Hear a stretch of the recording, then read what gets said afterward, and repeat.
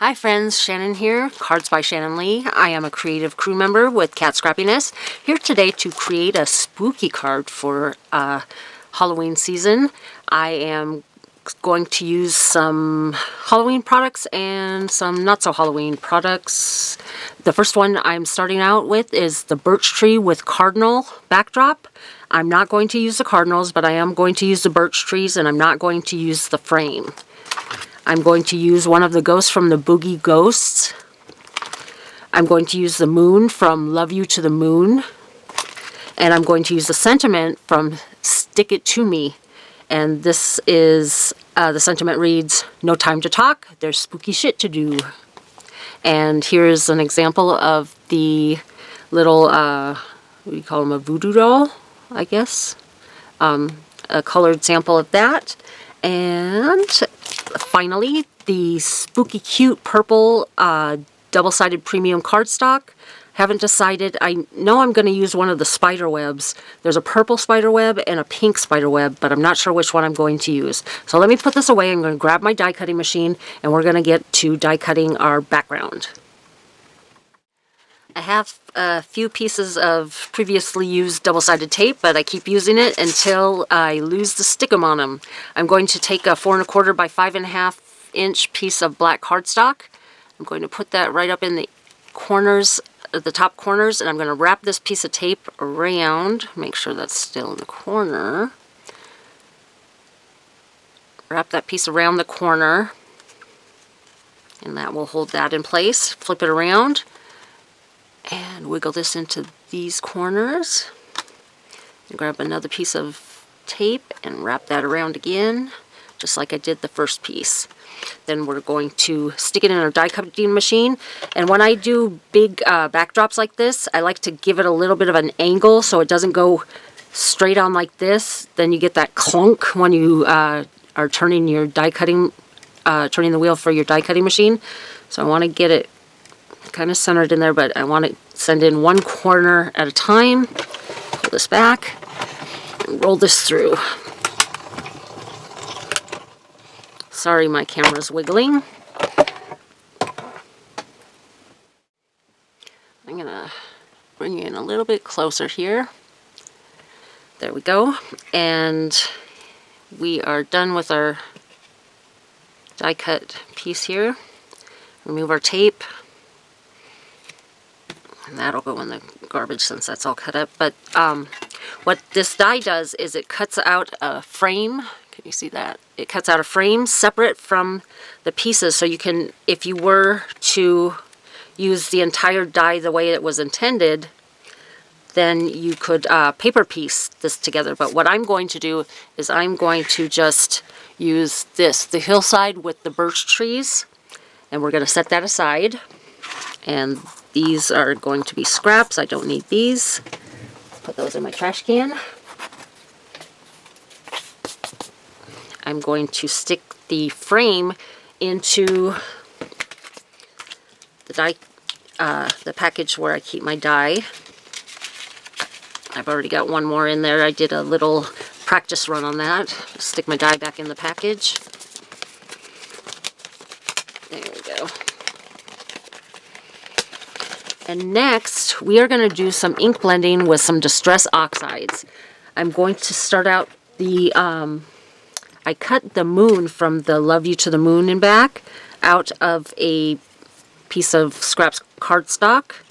And then I also cut a piece of cardstock that is 3 3/4 by 5, and that's going to be large enough to have this portion of the backdrop cover.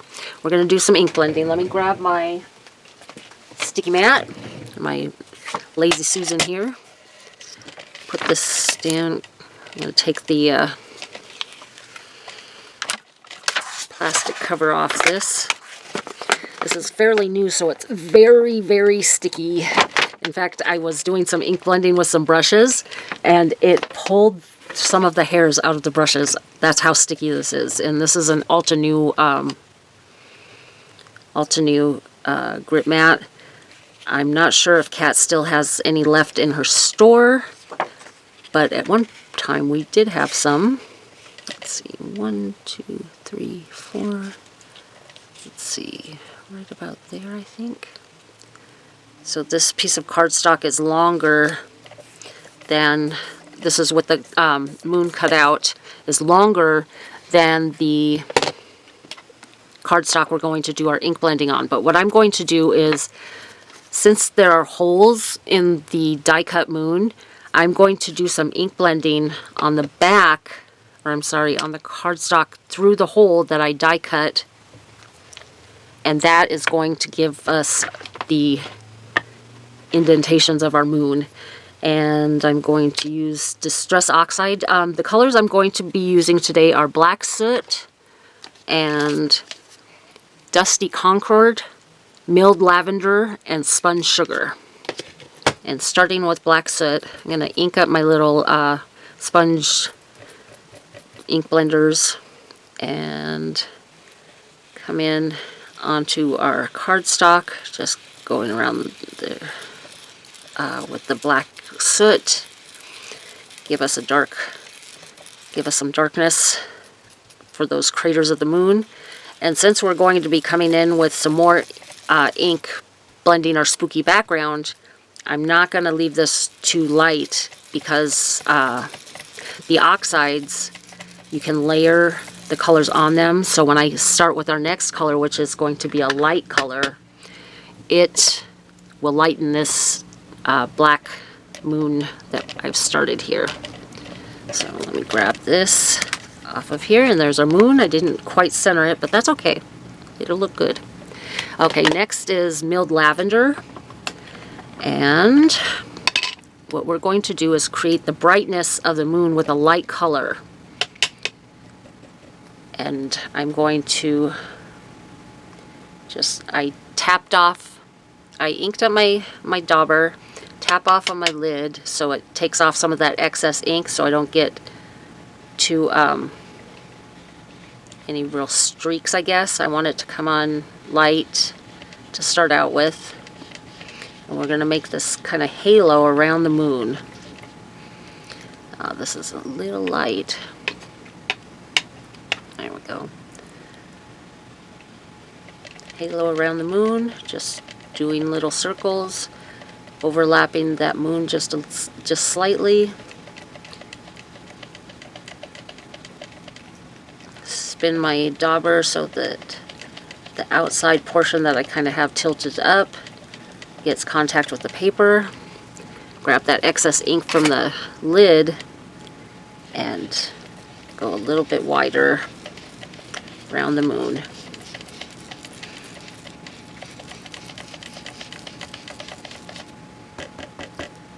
Tap, tap.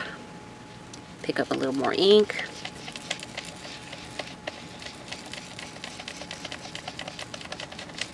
There we go. I think that's good for the Milled Lavender. And then we are going to use the Dusty Concord. Ink up my dauber, tap it off on the lid. I want to tap it off a little more. Oh, that looks good. Let's see how much ink we've got here. Just making small circles as I go around that halo of the moon. That nice shiny halo. And I'm going to speed this up for you while I finish doing the ink blending. After I put down this Dusty Concord, I'm going to bring in the Black Soot. And don't worry, the Black Soot in the Distress Oxide isn't a real black color. I consider it a real dark gray. And so we're going to deepen up the area around the moon, and it's not going to interfere with the silhouette of the birch trees in the hillside. It actually, when I overlap the Dusty Concord, it turns kind of a blue color. So I'm going to speed this up for you so we get to our spooky moon. So after the Dusty Concord, Black Soot, and then I'm going to go in reverse order back to the Milled Lavender.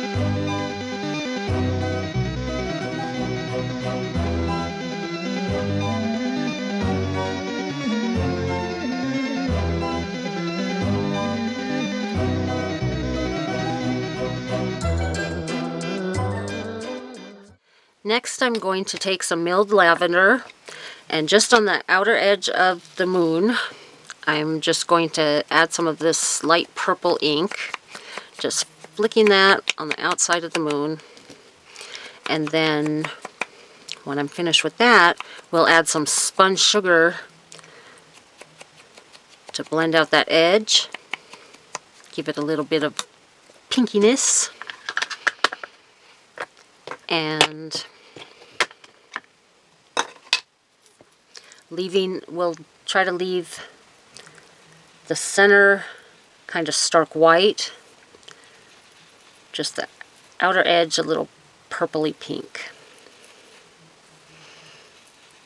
Make it a kind of a feminine, spooky card. And then when I'm ink blending, I kind of am doing it a little on the edge. So when the ink wears out on that edge of the sponge, I just turn it, give it a little twist, move it to an inkier spot, and that's our moon. Now we're going to take our silhouette of our hillside and our birch trees, and we're going to glue that to our background here.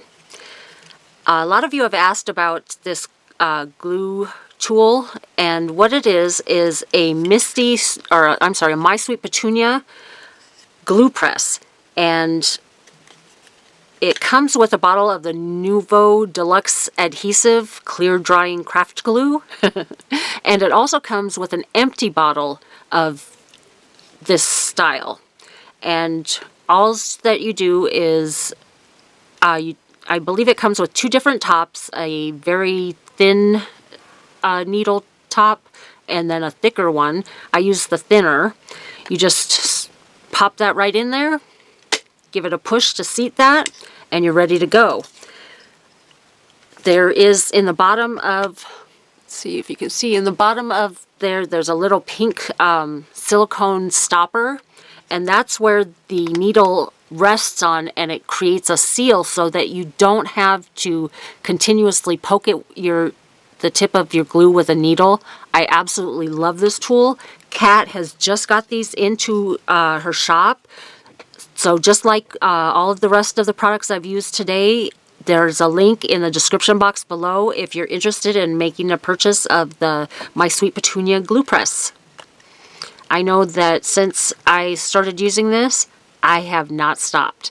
And you can go for days without having to clear the tip of your glue with a needle since it rests on that silicone pad in the base of the glue press. In fact, I've gone on vacation before and come home and have forgot to put the lid on, and I still had free-flowing glue. So if you are a paper crafter like I am, that I really enjoy my paper craft hobby, I would highly recommend this tool if it's in your budget. Okay, so what I'm going to do is how are we going to do this? Line this up at the bottom of my pre-cut ink blended panel. Just tap that down on my desk, line it up on the sides, make sure there's no white showing. There we go, and then just press down our little birch trees. Oh, I'm not going to press down that birch tree. I forgot the moon. Okay, so we're going to slide the moon in there before I press down that birch tree. Got so excited telling you about the glue press, I forgot the moon. So I really appreciate you watching my video today. If you enjoy our content, I would appreciate it if you would subscribe to our channel and give us a thumbs up.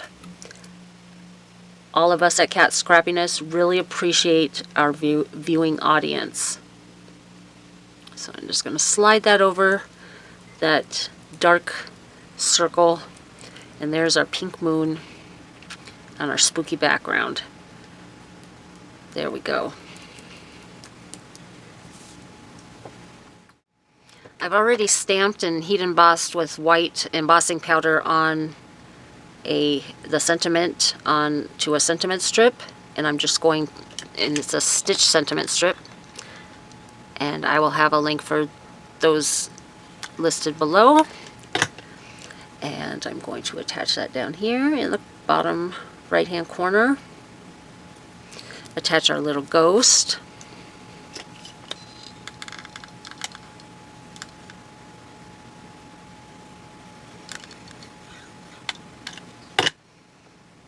Give him a little tilt. Press them down, and then we're going to attach all of this to the pink. I decided to go with the pink spiderweb paper from the, what is that called? I think it's called Spooky Purple. Where did I put my paper? Let me see. It's called Spooky Cute Purple. Sorry about that. Just one last step until we're finished with our card front. And I don't know about you, but anytime I make a card that I don't have a recipient in mind for that card, I do not attach it to a card base until I know who it is that I'm going to give the card to. And the reason for that is sometimes if you add dimension to your card base, it's hard to be able to get your folded card base into like a stamp positioner to stamp an inside greeting. So I wait until I'm ready for a recipient, which this will probably go to one of my granddaughters. But here's our card, our spooky cute, ghosty, no time to talk, there's spooky shit to do. Thanks for watching. Bye for now.